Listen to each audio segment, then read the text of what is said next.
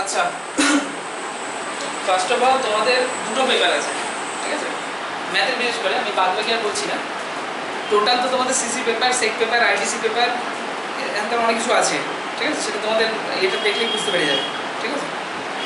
এখানে মেইনলি আমরা যেটা পড়াবো সেটা হচ্ছে দুটো পেপার, সিসি পেপার এবং সেক পেপার যেটা আছে, সিসি পেপার আর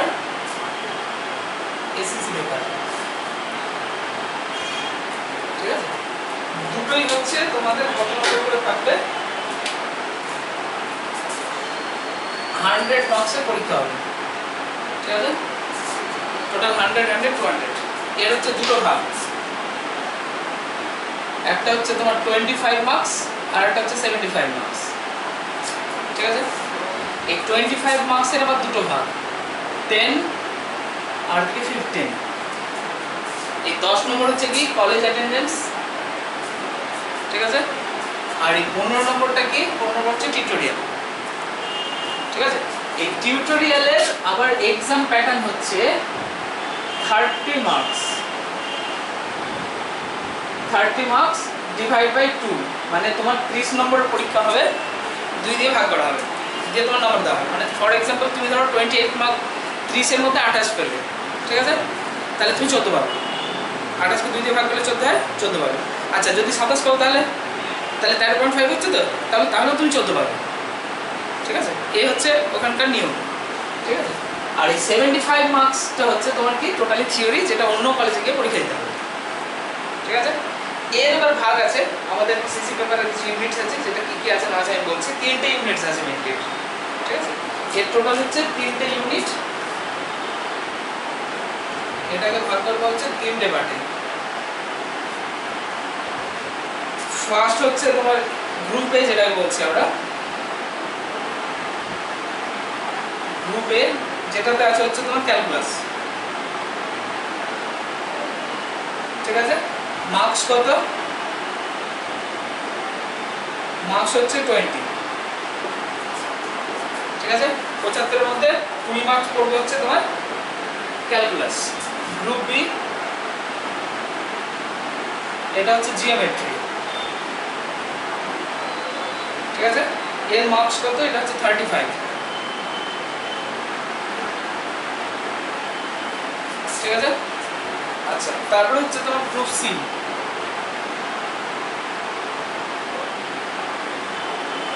এর মার্কস কত? এটা হচ্ছে ভেক্টর, এর মার্কস কত? এটা হচ্ছে 20, ঠিক আছে? আর সেক পেপারেরও তোমার দুটো ভাগ, ওই সেম 25 আর এদিকে হচ্ছে 75, ঠিক আছে? এর আবার দুটো ভাগ,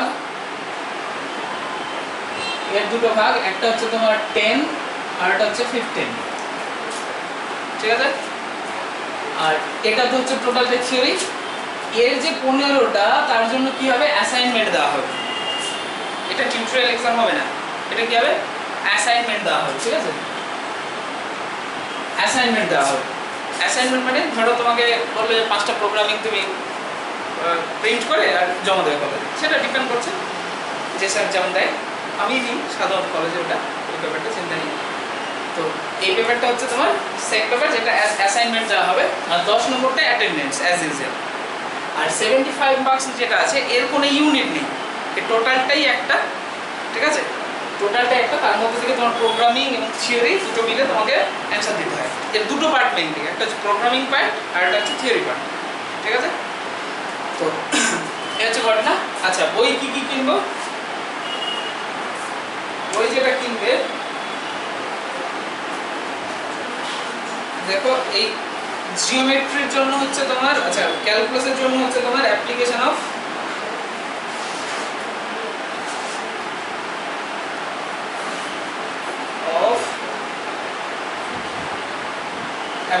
ক্যালকুলাস, অথরের নাম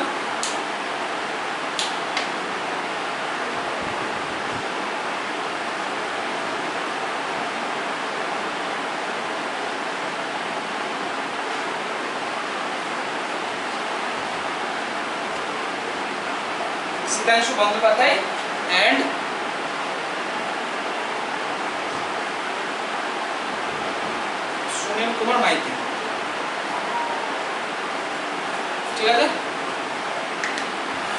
হচ্ছে বইয়ের নাম,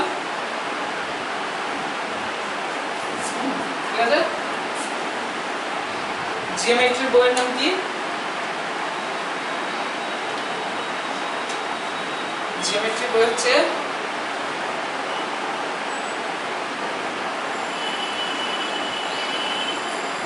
অ্যাডভান্স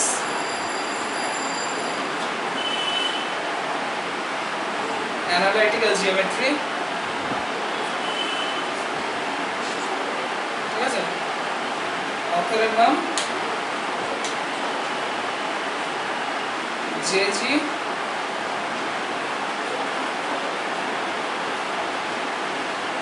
জেজি চক্রবর্তী অ্যান্ড প্রিয়া ঘোষ, ঠিক আছে? আর ভেক্টরের বই হচ্ছে তোমার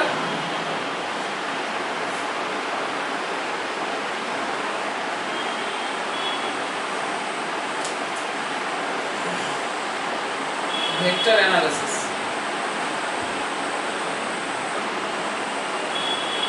ঠিক আছে? অথর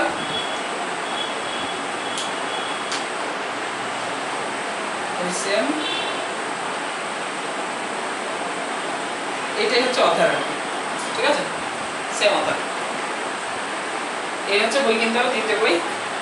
আর সেট পেপারের জন্য তোমাকে কোনো বই পড়তে কিনতে হচ্ছে না, ঠিক আছে? কিছু পিডিএফ বুকস আছে, যে পিডিএফ বুকসগুলো আমরা দিয়ে দেবো, ঠিক আছে? এবং কিছু নোট যেগুলো আছে, এবং প্রোগ্রাম মেনলি হচ্ছে প্রোগ্রামিংয়ের কাজ, মানে তোমাকে কম্পিউটারে করতে হবে। তার মানে তোমার কম্পিউটার কিনে নিতে হবে, তার কোনো মানে নেই। এখন তোমার হাতে যেটা আছে সেটাই কম্পিউটার, মোবাইলেও করা যাবে প্রোগ্রামিং, ঠিক আছে? মোবাইলেও প্রোগ্রামিং করা যাবে, টেনশনের বিষয় নেই। এই হচ্ছে ঘটনা, বুঝে গেল? এর আগে এইচএসএ কম্পিউটার ব্যাকগ্রাউন্ড কার ছিল? ব্যাকগ্রাউন্ডে কারো কম্পিউটার ছিল? ছিল না। তাহলে একদম নতুন শিখবে। যাদের এইচএসএ ব্যাকগ্রাউন্ড ছিল তারা সি প্রোগ্রামটা একটু হলেও জানে আর কি, ঠিক আছে? তো টেনশনের বিষয় নেই, না জানলেও একদম বেসিক থেকেই শুরু হবে, ঠিক আছে? চাপের কিছু বিষয় না। লিখে নাও, ছবি তুলে নাও, যেটা ইচ্ছা।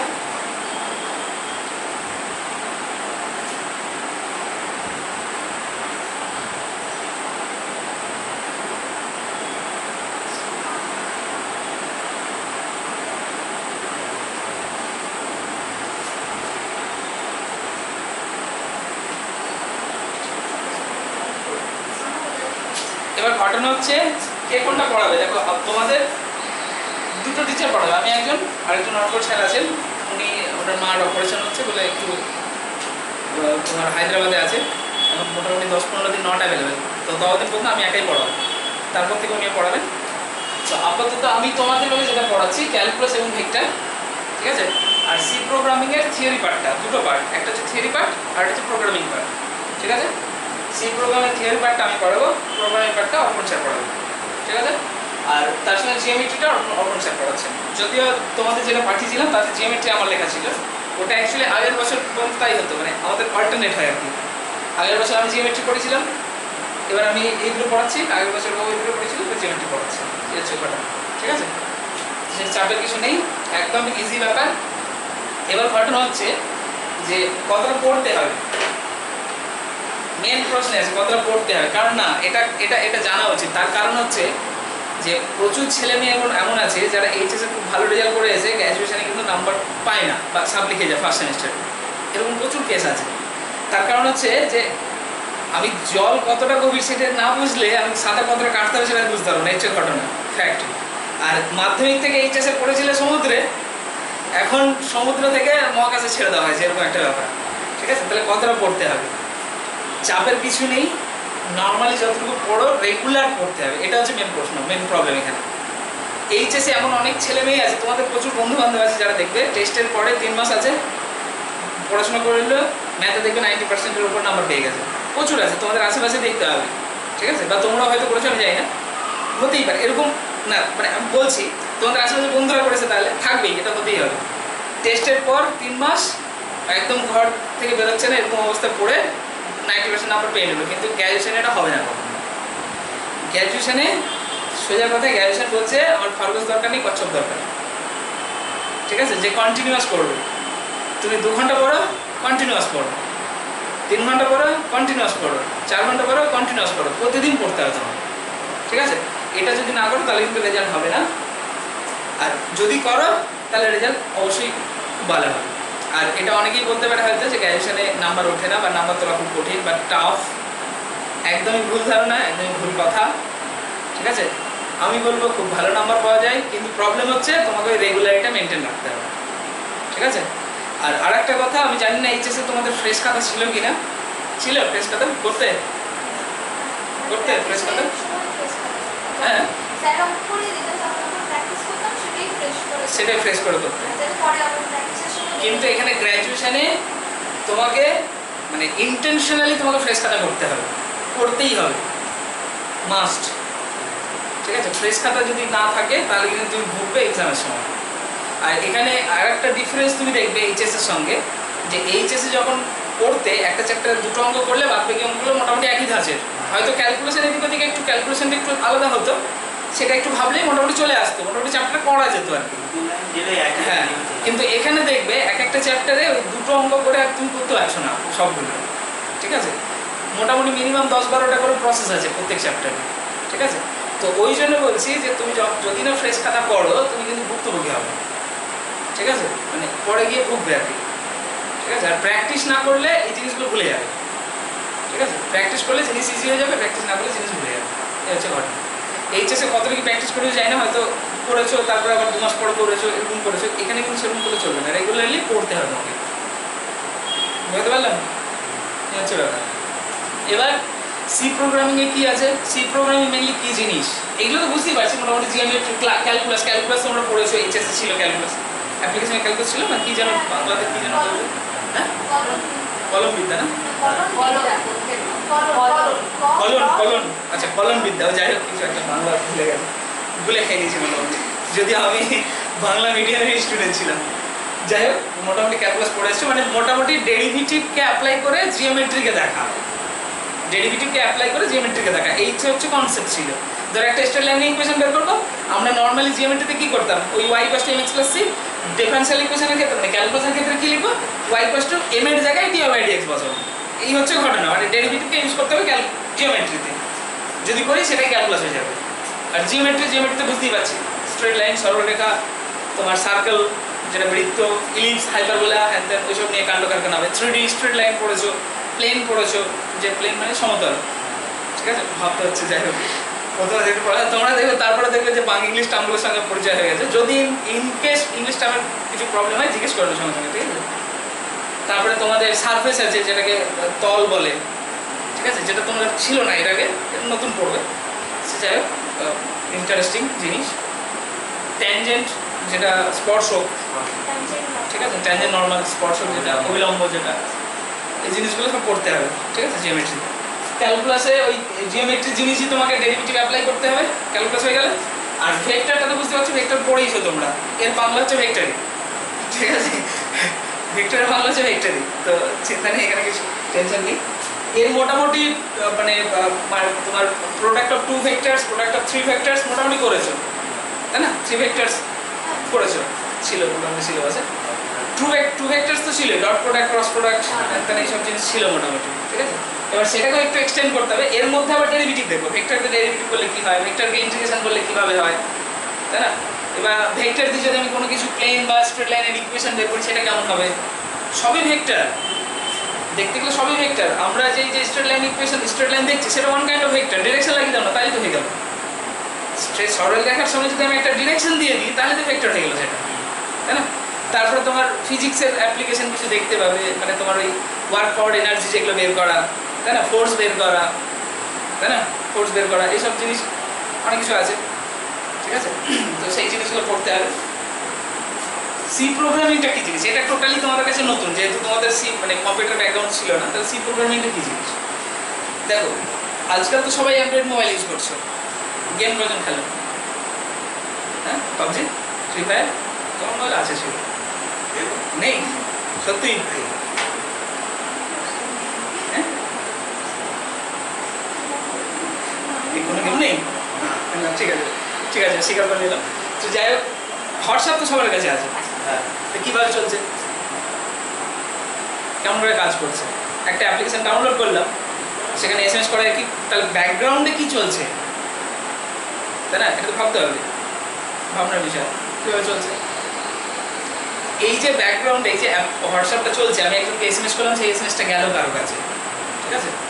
কীভাবে গেল, কীভাবে হোয়াটসঅ্যাপটা সেটা ম্যানেজ করছে, এই পুরোপুরির পেছনে কিন্তু প্রোগ্রামিং আছে, ঠিক আছে? প্রোগ্রামিং অনেক ধরনের হয়, সি প্রোগ্রামিং, তারপরে R programming, Python programming, Java programming আছে, এখন আর্টিফিশিয়াল ইন্টেলিজেন্স আছে, আর এআইও যদি পড়বে তোমাদের সেকেন্ড সেমিস্টারে এআই আছে, ঠিক আছে? ভয় পাওয়ার কিছু নেই, একদম সবই সোজা জিনিস।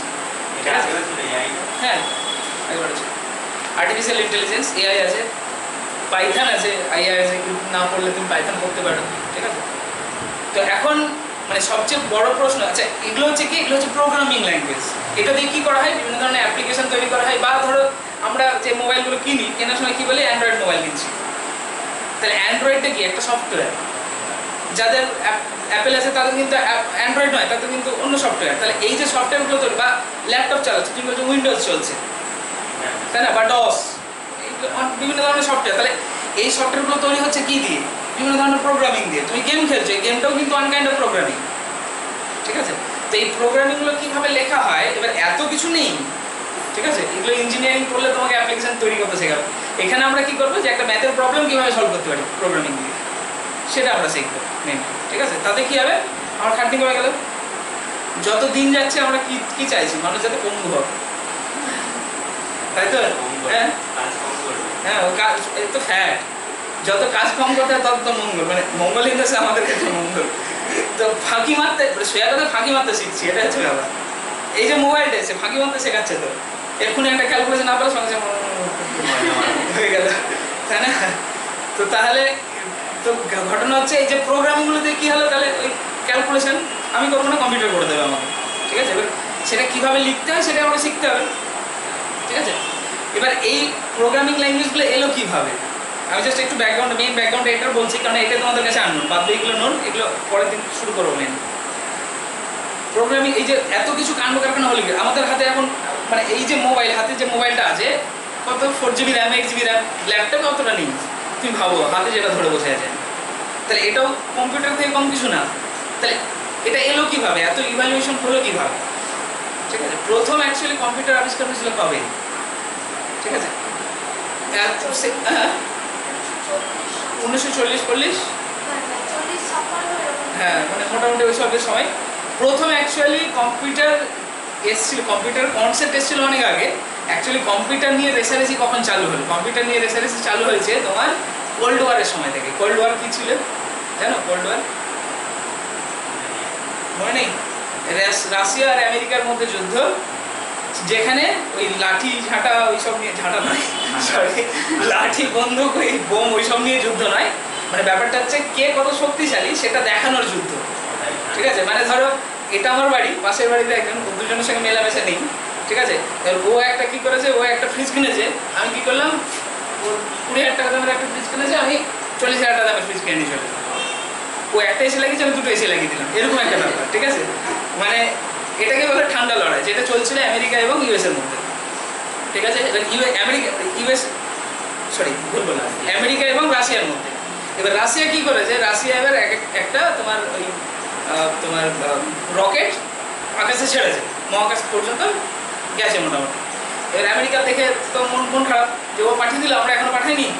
ও কী করলো, প্রেসিডেন্ট যে ছিল সে সবাইকে বলে দিল, মানে অন কনফারেন্স বলে দিল যে আমরা মোটামুটি জানুয়ারি-ফেব্রুয়ারির দিকে বলেছিল যে আমরা ডিসেম্বর শেষ হতে হতে আমরাও মহাকাশে যান ছাড়বো।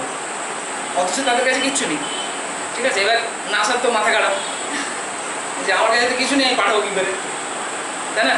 তো এবার না, এবার প্রেসিডেন্টকে বলছে যে আমি চাই না, আমি বলে দিয়েছি, এবার করতে হবে। এবার ওরা সবাই মিলে লাগলো, এবার পাঠাবো কীভাবে, মানুষকে তো পাঠানো যাবে না, তাহলে পাঠাবো কীভাবে, ইনস্ট্রাকশন কিছু একটা দিয়ে দিতে হবে। তো তখনই ওই যে কম্পিউটার ইভ্যালুয়েশনটা শুরু হলো ওই জায়গাটা থেকে। তখন কেমন কম্পিউটার ছিল, এরকম বোকা বাক্স, তাই না? এরকম এত শুরু আর এরকম মোটা, এরকম একটা, আর যেখানে দুটো বাটন, 0 আর 1 ছাড়া কিছু নাই, ঠিক আছে? মোবাইল, আমাদের মোবাইল বোঝে কোন ল্যাঙ্গুয়েজ, আমরা এখানে হাই লিখছি, মোবাইলকে হাই বুঝছে, ঘোরার টিক বুঝছে।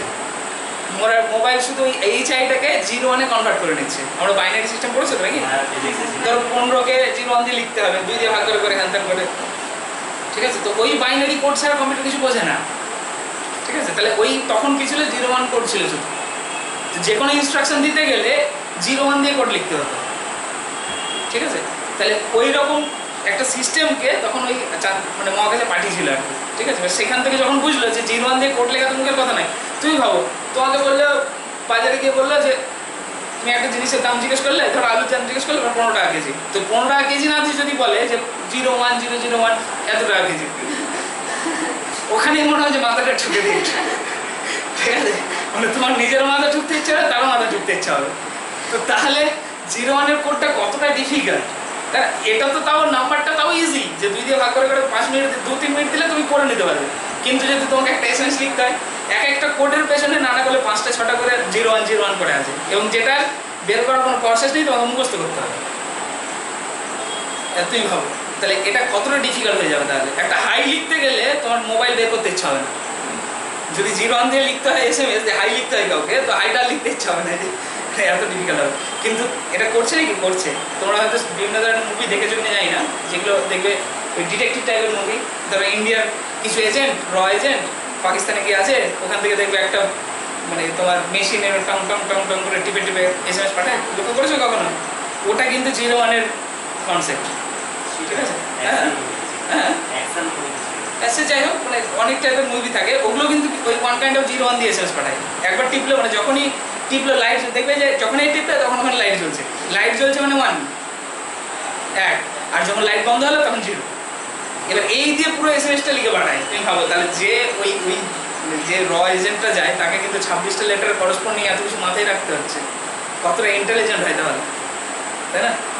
হচ্ছে ঘটনা। তাহলে এবার ওই জায়গাতে যখনই দেখলে যে 01 কোড লেখাটা সম্ভব নয়, তাহলে আমাকে নতুন কোড তৈরি করতে হবে, তাই না? এই কোডটা এমন একটা কোড হবে যেটা কি হবে, হিউম্যান ফ্রেন্ডলি হবে, আমাদের সুবিধা হবে, যে আমরা দেবো ইংরেজিতে বা বাংলাতে বা যাই দিই না কেন, কম্পিউটার যাতে যে 01টাকে কনভার্ট করে এসএমএসটা পাঠায়, এই জিনিসটা করার চেষ্টা হলো। তারপর থেকে আস্তে আস্তে ইভ্যালুয়েশন শুরু হলো, এবং তারপর থেকে এই যে বিভিন্ন ধরনের ল্যাঙ্গুয়েজ, কম্পিউটার ল্যাঙ্গুয়েজ, এইটার ইভ্যালুয়েশন শুরু হলো। তাহলে ফার্স্ট ল্যাঙ্গুয়েজ হচ্ছে কি মেশিন লেভেল ল্যাঙ্গুয়েজ, যেটা 01। তারপরে কি হলো, তারপরে যে ল্যাঙ্গুয়েজটা এসেছিলো সেটাকে বলে অ্যাসেম্বলি ল্যাঙ্গুয়েজ। কি বললাম? Assembly language. তারপরে এসছে মিডল লেভেল ল্যাঙ্গুয়েজ, ঠিক আছে? আর তারপরে হচ্ছে তোমার হাই লেভেল ল্যাঙ্গুয়েজ। এই হচ্ছে 4টে ভাগ ল্যাঙ্গুয়েজের। কি কি কি বলে? Machine level language, assembly language, middle level language আর হাই লেভেল ল্যাঙ্গুয়েজ। এবার যখনই এই যে ল্যাঙ্গুয়েজগুলো হলো, মেশিন লেভেল ল্যাঙ্গুয়েজের কথা ছেড়ে দাও, কারণ ওটা তো মেশিন বোঝে। আমি যখনই ধরো অ্যাসেম্বলি ল্যাঙ্গুয়েজ বা মিডল লেভেল বা হাই লেভেল ল্যাঙ্গুয়েজ আমি কথা বলবো কম্পিউটারের সঙ্গে, তাহলে কি হবে, মানে অন কাইন্ড অফ এরকম হবে না, যে ধরো তুমি স্পেনে ঘুরতে গেছো আর একটা লোকের সঙ্গে কথা বলছো, যে স্প্যানিশ কথা বলছো আর তুমি বাংলাতে কথা বলছো, সিচুয়েশন তো এরকম হয়ে যাবে। ও যদি তোমাকে 2-4টা গালও দিয়ে দেয়, তুমি ঘটনা কিছু বুঝতে পারবে না, আর তুমি যদি 2-4টা ধরিয়ে দাও তাকে, সেও কিছু বুঝতে পারে না। তাহলে যদি কনভারসেশন হতে হয়, তাহলে কি কি করতে হবে? তাহলে মাঝখানে একটা ট্রান্সলেটর দরকার পড়বে। ওই জন্য দেখবে যে ইঞ্জিনিয়ারিং যদি কখনো ফরেনে যাও, তোমাকে কিন্তু একটা মানে ইদার তোমাকে ওই ল্যাঙ্গুয়েজটা জানতে হবে, মানে শিখে যেতে হবে, আর না হলে যদি না শেখো তাহলে ট্রান্সলেটর নিয়ে ঘুরে বেড়াতে হবে। কখনো দেখবে, যখনই দেখবে তুমি ওই কলকাতার কোনো একটা ধরো জুতে বা কোথাও একটা ঘুরতে যাবে, যে ফরেনারগুলো আছে, সেই ফরেনারগুলোর সঙ্গে এক একটা করে ইন্ডিয়ান থাকে। সে কি কাজ করে, তোমার আমাদের মনে হয় যে সে তাকে হয়তো চেনে, আর কেউ তো ভাবি যে সে রিলেটিভ ফরেনে আছে, কিন্তু সেটা নয়। ওর কাজ হচ্ছে ট্রান্সলেট করা, ট্রান্সলেটার, ওকে ভাড়া করা হয়েছে। ওই ফরেনার যে এসছে তাকে সে ভাড়া করেছে ওকে। ওর কাজ কি? ওর কাজ হচ্ছে ধরো আমার সঙ্গে কথা বলবে, তো আমার সঙ্গে ওই লোকটা বাংলাতে কথা বললো, এবার সে শুনে সেটাকে ইংরেজিতে বা স্প্যানে বা যে ভাষায় সে জানে সেই ভাষায় তাকে বলে দেবে। তাহলে এই ট্রান্সলেটার, তাহলে এই যে আমার কম্পিউটারের ক্ষেত্রেও কিন্তু এই ট্রান্সলেটার দরকার। আমি যখনই আমাদের ল্যাঙ্গুয়েজে কথা বলছি কম্পিউটারের সঙ্গে, তো কম্পিউটারকে বোঝাতে গেলে মাঝখানে তো বেরিয়ে কাউকে কাজ করতে হবে, এটাকে বলা হয় ট্রান্সলেটার। কি বলা হয়? ট্রান্সলেটার। তো এক একটা ধরনের ল্যাঙ্গুয়েজের এক একটা ট্রান্সলেটর আছে। যেমন অ্যাসেম্বলারের ল্যাঙ্গুয়েজ হচ্ছে, অ্যাসেম্বলি ল্যাঙ্গুয়েজের ট্রান্সলেটর হচ্ছে অ্যাসেম্বলার। অ্যাসেম্বলি ল্যাঙ্গুয়েজের যে ট্রান্সলেটর তার নাম হচ্ছে অ্যাসেম্বলার। মিডল লেভেল ল্যাঙ্গুয়েজের যে ট্রান্সলেটর সেটা হচ্ছে কম্পাইলার, ঠিক আছে? আর হাই লেভেল ল্যাঙ্গুয়েজের যে ট্রান্সলেটর সেটা হচ্ছে ইন্টারপ্রিটার। বুঝা গেল? তাহলে এই হচ্ছে কাণ্ড কারখানা আছে। তাহলে ট্রান্সলেটর কাজ কি? ট্রান্সলেট করা। কীভাবে কি ট্রান্সলেট করা? হিউম্যান ল্যাঙ্গুয়েজকে মেশিন লেভেল ল্যাঙ্গুয়েজে ট্রান্সলেট করা, ঠিক আছে? তাহলে এই হচ্ছে পুরো ব্যাকগ্রাউন্ড, ঠিক আছে? এই হচ্ছে পুরো ব্যাকগ্রাউন্ড, যে প্রোগ্রামিং ল্যাঙ্গুয়েজ কীভাবে এলো, কেন দরকার। এবার আসছে আমরা কেন শিখবো, সিলেবাসে কেন মানে এতটা ম্যান্ডেটরি করে দিয়েছে, তাই না? তুমি যদি কম্পিউটারের বেস না হয় তবে তোমার কম্পিউটার শিখতে হচ্ছে। তার কারণ হচ্ছে যে যুগ কিন্তু ওপরে উঠছে, তাই না? একসময় কেউ মোবাইল ইউজ করতে জানতো না, এখন সবাই ইউজ করতে জানে। দুদিন পর দেখবে কোম্পানি জব যেগুলো করবে সেগুলোতে কি সবাই কি চায় যে যত ফাস্ট কাজ করে দিতে পারবে তত বেটার। আর্টিফিশিয়াল ইন্টেলিজেন্স কেন ম্যান্ডেটরি করলো, কেন এরপরে আর্টিফিশিয়াল ইন্টেলিজেন্স আসতে চলেছে। একটা সময় এসেছিল যখন দেখবে যে যখন সদ্য কম্পিউটার এসছে, ব্যাংক থেকে শুরু করে পোস্ট অফিস থেকে শুরু করে সব জায়গায় যখন কম্পিউটার ম্যান্ডেটরি করেছে, যারা বুড়ো লোক যারা কাজ করতো তাদেরও কিন্তু কম্পিউটার শিখতে হয়েছে, আর যারা পারেনি শিখতে তাদের ছাঁটাই করে দেওয়া হয়েছে, তাই না? তো একটা সময় পর আর্টিফিশিয়াল ইন্টেলিজেন্স সেম কাজ হবে, সব জায়গাতে এআই কাজ করবে, এবং তুমি যদি এআই না কাজ শেখো বা এই প্রোগ্রামিং ল্যাঙ্গুয়েজগুলো না শেখো তাহলে কিন্তু তোমাকে ছাঁটাই করে দেবে, ঠিক আছে?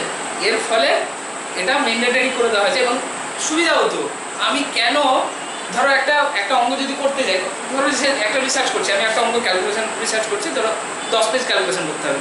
10 পেজ ক্যালকুলেশন করা মানে না করলে 2 দিন ধরে আমার ক্যালকুলেশন করে থাকতে হবে। আমি যদি সেটা প্রোগ্রামিংকে দিয়ে দিই, সেটা আমাকে 2 মিনিটে করে দিয়ে দেবে, তাহলে টাইম তো বেঁচে গেল আমার। ফাঁকি মারা হলে সেটা আলাদা ব্যাপার, টাইম তো বাঁচলো, তাই না?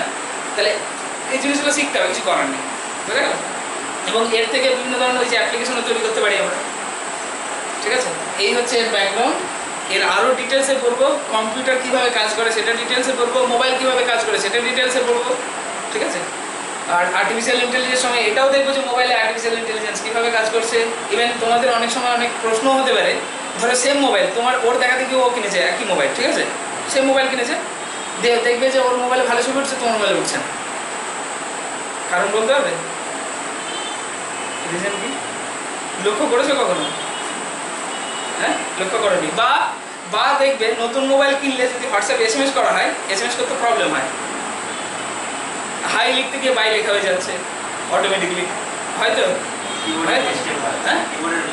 না, কিবোর্ডের মিস্টেক নয়, এটা হচ্ছে ঘটনা হচ্ছে তুমি যখনই এখন যত সব মোবাইল আছে সব কিন্তু আর্টিফিশিয়াল ইন্টেলিজেন্স, সব কিন্তু এনবিল্ড, ঠিক আছে?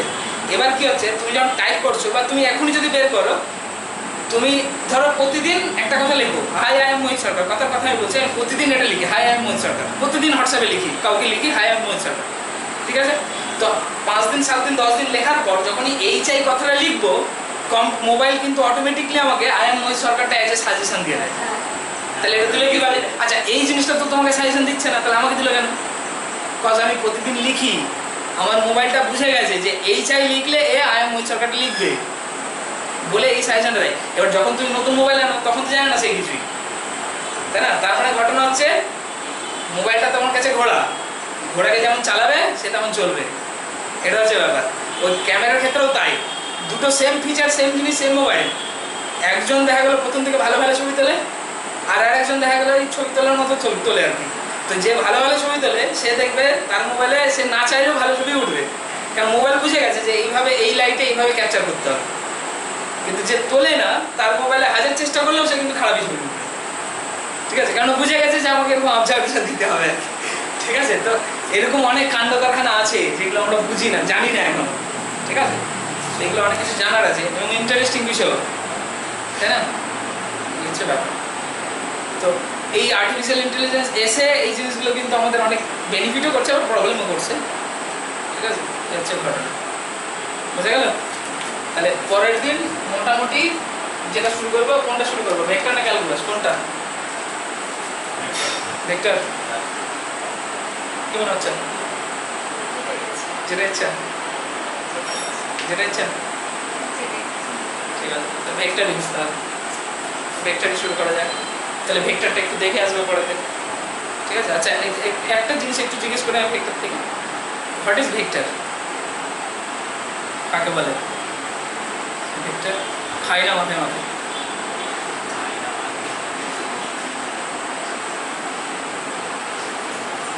হ্যাঁ?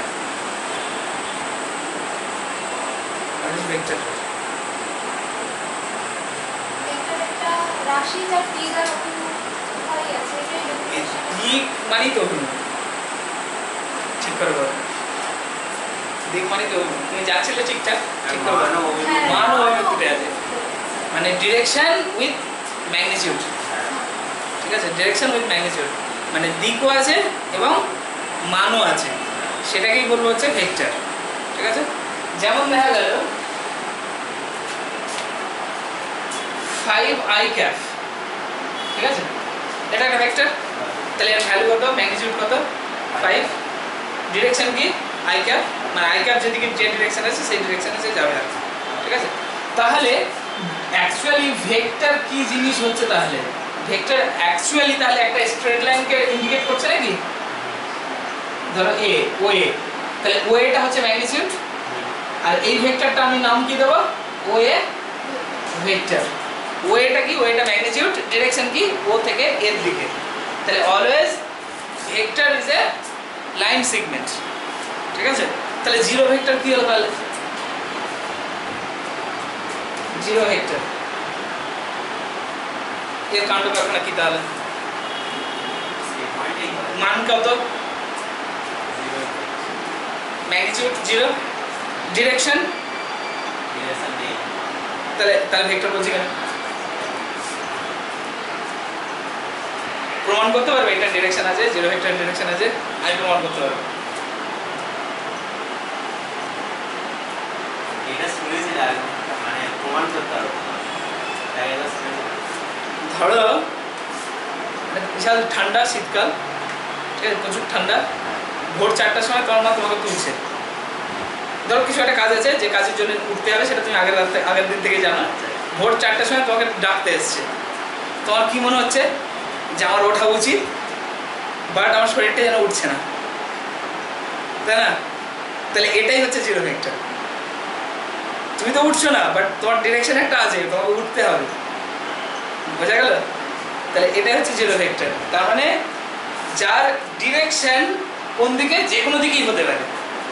ঠিক আছে, যখনই এর ম্যাগনিটিউড চেঞ্জ করে দেব, মানে এর সঙ্গে যে ম্যাগনিটিউড যেমন চেঞ্জ করবো সেরকম তার ডিরেকশনও চেঞ্জ হয়ে যাবে, বুঝা গেল? এর সঙ্গে যদি +5 যোগ করি, তাহলে 5 তোমার 5i ভেক্টর, 5i ক্যাপ বা যাই দিই না কেন, ঠিক আছে, ধরো ও এ ভেক্টর অ্যাড করে দিলাম এর সঙ্গে, তাহলে কি হয়ে যাবে, ও এ ভেক্টর হয়ে যাবে টোটাল। আচ্ছা, ও জিরো ভেক্টর থেকে মাইনাস ও এ ভেক্টর যদি অ্যাড করি, তাহলে কত হবে, মাইনাস ও এ হবে, তাহলে উল্টো ডিরেকশন হয়ে গেল, তাই না? তাহলে জিরো ভেক্টরের অ্যাকচুয়ালি ডিরেকশন এক্স্যাক্টলি কোন দিকে সেটা বলা মুশকিল, কিন্তু আছে। ঠিক আছে, এবার তুমি তার সঙ্গে কি যোগ করছো, কি গুণ করছো, তার উপরে ডিপেন্ড করছে ওই ডিরেকশনটা কোন দিকে দেবে। ঠিক আছে, যেমন গুণ করলে ইন জেনারেল জিরো ভেক্টরের সঙ্গে যে কোনো ভেক্টর গুণ করলে সে জিরো ভেক্টরই দেবে। ঠিক আছে, কিন্তু যোগ করলে ভ্যালু চেঞ্জ হবে তখন, বুঝা গেল? এই হচ্ছে কাণ্ড কারখানা। তারপরে কি কি ছিল, ডট প্রোডাক্ট ছিল, ক্রস প্রোডাক্ট ছিল। ডট প্রোডাক্ট মানে যতদূর সম্ভব বাংলায় কি ছিল, ডট প্রোডাক্ট ছিল, তাহলে ভালো হয়েছে। আর ক্রস প্রোডাক্ট, ক্রস প্রোডাক্ট ছিল, তাহলে টেনশন নেই। ডট প্রোডাক্টকে সাধারণত ডট দিয়ে লেখা হয়, O A vector dot O B vector, আর ক্রস প্রোডাক্টকে O A vector cross O B vector, এরকম ভাবে লেখা যায়, তাই না? এই ক্রস দিলে কি এটা ডট। তাই ডট প্রোডাক্ট করলে ভ্যালু আর ভেক্টর থাকবে নাকি স্কেলার হয়ে যায়?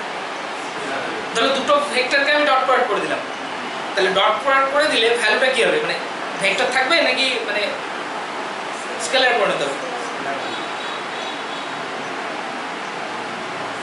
স্কেলার হয়ে যাবে। ডট প্রোডাক্ট করলে ডট প্রোডাক্টকে অনেক সময় স্কেলার প্রোডাক্টও বলে।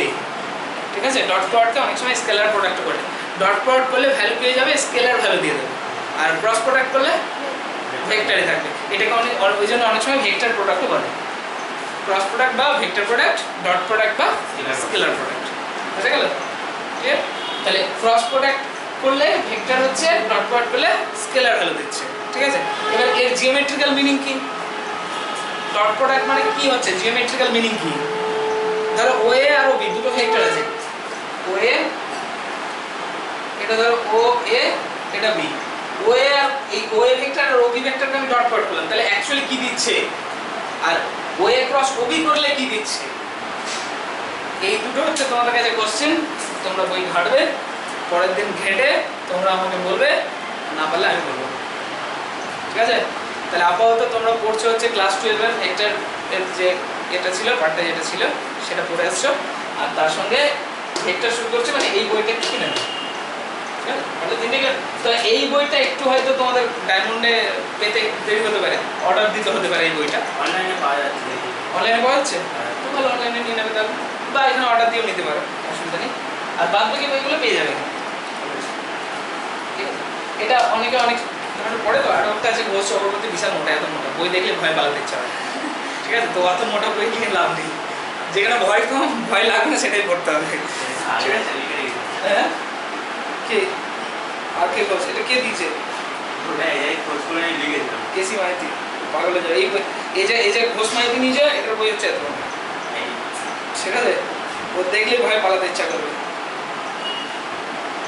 ঠিক আছে। ও যে ঘোষ মাইতি,